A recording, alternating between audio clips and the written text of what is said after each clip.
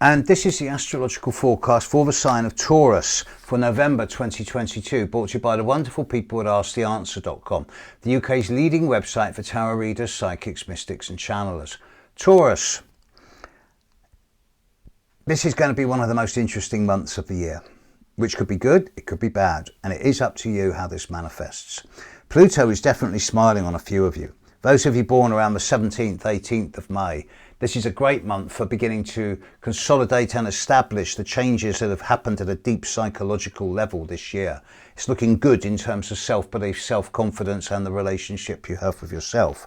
Neptune's smiling on those of you born around the 13th, 14th, 15th of May as well. Also a very good time in terms of becoming more subtle, more aesthetic, more refined, and your relationship with the divine, however you see the divine as being, is excellent. Uranus is retrograde in your sign, continuing to impact on those of you born around the 5th, 6th, 7th, 8th of May, and particularly those of you born around the 6th and 7th of May. The 8th of November, the total eclipse of the full moon in Taurus, exactly conjunct Uranus. This is going to impact on all of you, but particularly those of you born around the 6th and the 7th of May.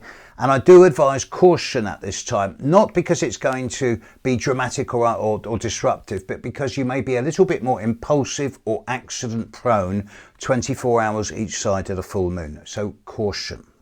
Saturn continues to challenge those of you born around the 9th, 10th of May, but this is the last month of a 9-month period of restriction and limitation. Jupiter will smile on those of you born in the last couple of days of Taurus. So 19th, 20th of May, people, you're looking good. There seems to be some interesting windows of opportunity. And as long as you don't dive head first, then you should be in a good position come early December to take advantage of these opportunities. The retrograde Mars is happening in your next door sign of Gemini. That's not affecting you. Mercury and Venus spend the first half of this month in your opposite sign of Scorpio.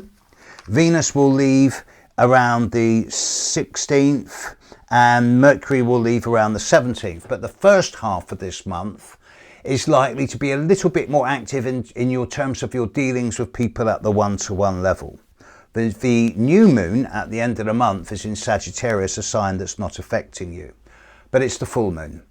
The full moon on the 8th of November, for all of you, but especially those of you born around the 6th, 7th of May. Just be a little cautious around that time. You may be a little bit more clumsy, accident prone, or say or do something you'd later regret. So think about things and count to 10 around the 8th of November.